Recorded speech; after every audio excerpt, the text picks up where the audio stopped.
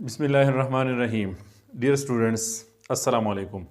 मैं हूं इहसानुल्लाह। आज एक नए टॉपिक के साथ हाजिर हूं, वो है simple present tense. Simple present tense हम पहले डिस्कस कर चुके हैं। इसके जो नेगेटिव सेंटेंसेस हैं वो भी हम डिस्कस कर चुके हैं। इसके जो लेक्चर्स हैं वो अपलोड हो चुके हैं, आप देख सकते हैं। इस वीडियो से पहले वो ज़रूर देख लें। इसी लेक्चर में हम डिस्कस करते हैं सिंपल प्रेजेंट टेंस के interrogative sentences. Simple present tense के जो क्वेश्चन सेंटेंसेस होते हैं, इस लेक्चर में हम वो डिस्कस करेंगे। सिंपल प्रेजेंट टेंस का बुनियादी स्ट्रक्चर जो था हमारे पास वो था subject plus verb first form plus ROTS means rest of the sentence. ये हमारे पास था बुनियादी स्ट्रक्चर सिंपल प्रेजेंट टेंस का। और जब मैं पहले क्लियर कर चुका हूं कि जब हमें पता चले कि इसी टेंस का बुनियादी स्ट्रक्चर जो है वो ये है, तो इससे हम कुछ चीज़ ऐड करेंगे या कुछ चीज़ जो है वो डिलीट कर देंगे, इससे हम स्ट्रक्चर्स है वो बनते जाते हैं। ठीक है जी। तो इससे अब हम बनाते हैं इंट्रोगेटिव स्ट्रक्चर। तो इंट्रोगेटिव स्ट्रक्चर्स में आपको पता है कि जो हेल्पिंग वर्ब होता है वो जुमले के स्टार्ट में हम लेके आते हैं। और सिंपल प्रेजेंट टेंस के पॉजिटिव जुमलों में तो हेल्पिंग वर्ब नहीं होते हैं, लेकिन इसके नेगेटिव जुमले हम पढ़ चुके हैं और उसमें हेल्पिंग वर्ब भी हम पढ़ चुके हैं। ठीक है जी। तो हेल्पिंग वर्ब था यहाँ पे हमारे पास डू और does according to the subject. फिर हम क्या करेंगे कि इसके बाद हम सब्जेक्ट ले आएंगे, फिर इसके बाद वर्ब का पहला फॉर्म और फिर ROTS means rest of the sentence, और आखिर में हम लगा देते हैं क्वेश्चन मार्क। ये हमारे पास स्ट्रक्चर है सिंपल प्रेजेंट टेंस के इंट्रोगेटिव या क्वेश्चन सेंटेंसेस की। और इस पे हम बहुत सारे जुमले जो हैं हम बना सकते हैं। सब्जेक्ट के मुनासिबत से हम डू और डज लगा देंगे इस जुमले के स्टार्ट में, फिर जो है सब्जेक्ट हमारे पास आएगा, फिर जो है वर्ब का पहला फॉर्म और फिर रेस्ट ऑफ द सेंटेंस जो भी है वो हम लगा देते हैं।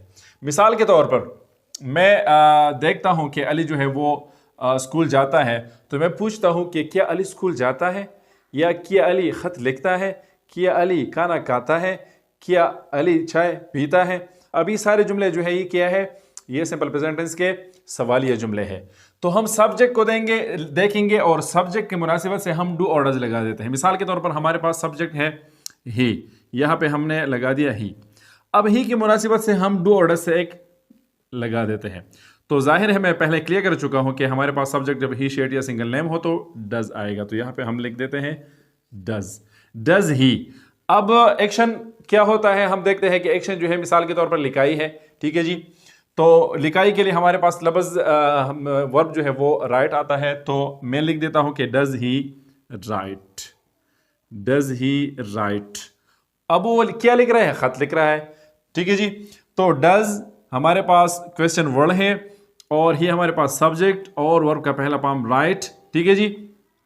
अब खत है तो खत जुमले का बकिया हिस्सा रह गया, तो हम लिख देते हैं कि does he write a letter, does he write a letter.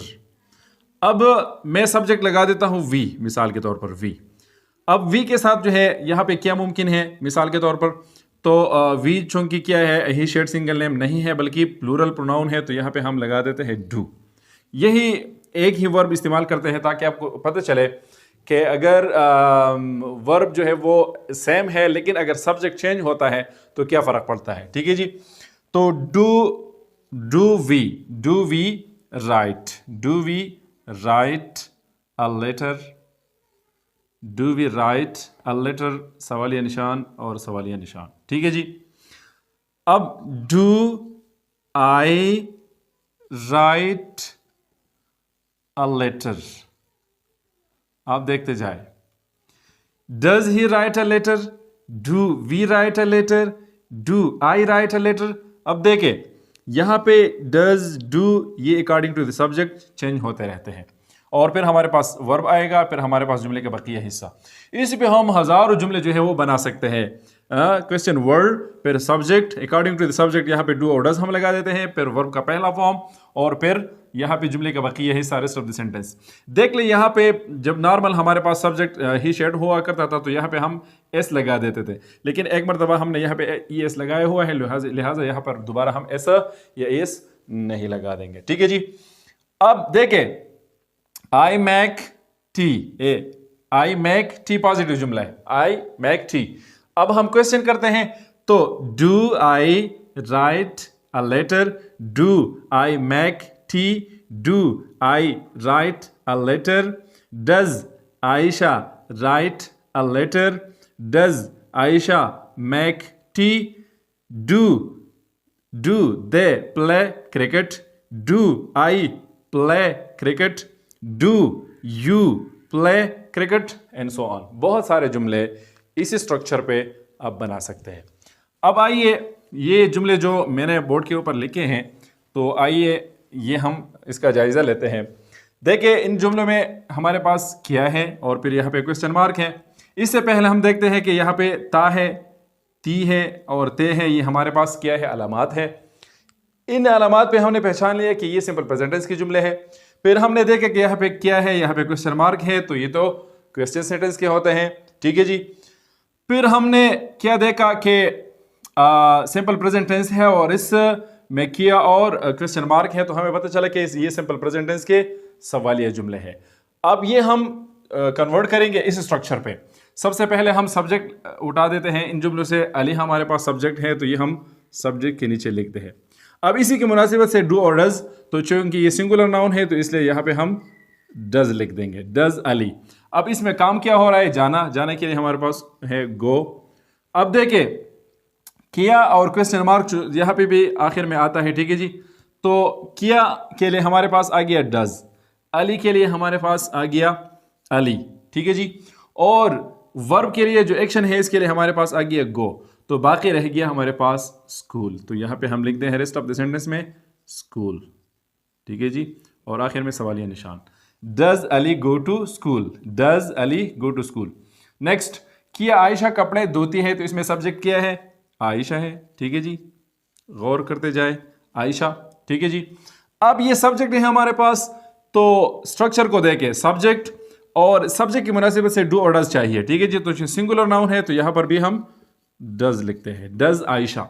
अब काम क्या हो रहा है, धोना, धोने के लिए हमारे पास आता है वॉश, ठीक है जी, डज आयशा वॉश। अब देखे किया के लिए हमारे पास आ गया डज, आयशा आयशा धोती है के लिए हमारे पास वॉश, और बाकी रह गया कपड़े, तो यहां पे हम लिख देते हैं does Ayesha wash the clothes, does Ayesha wash the clothes, ठीक है जी। क्या हम क्रिकेट खेलते हैं, तो यहां पर क्वेश्चन मार्क, क्या हम क्रिकेट खेलते हैं, तो इसमें सबसे पहले हम देखते हैं सब्जेक्ट, सब्जेक्ट है वी, ठीक है जी। अब वी की मुनासिबत से डू और डज एक उठाए, तो ये क्या है, सिंगुलर, चूंकि नहीं ये प्लूरल है, तो यहां पे हम लिख देते हैं डू, डू वी। अब काम क्या हो रहा है, खेलना, खेलने के लिए हमारे पास आता है प्ले, डू वी प्ले। बाकी क्या बचा, क्रिकेट, तो यहां पे हम लिख देते हैं cricket, do we play cricket. अब देखिए किया के लिए हमारे पास आ गया डू, हम के लिए हमारे पास आ गया वी, खेलते हैं के लिए हमारे पास प्ले, और बाकी बच गया क्रिकेट, तो रेस्ट ऑफ द सेंटेंस हो गया, तो यहाँ पे हमने लिख दिया डू वी प्ले क्रिकेट। उम्मीद है कि आपके सवालिया जुमलों की समझ आई होगी। अगर कोई मुश्किल है तो ज़रूर जो है वो आप क्या कर लें, कमेंट में अपने सवाल जो है वो आप पुट कर लें।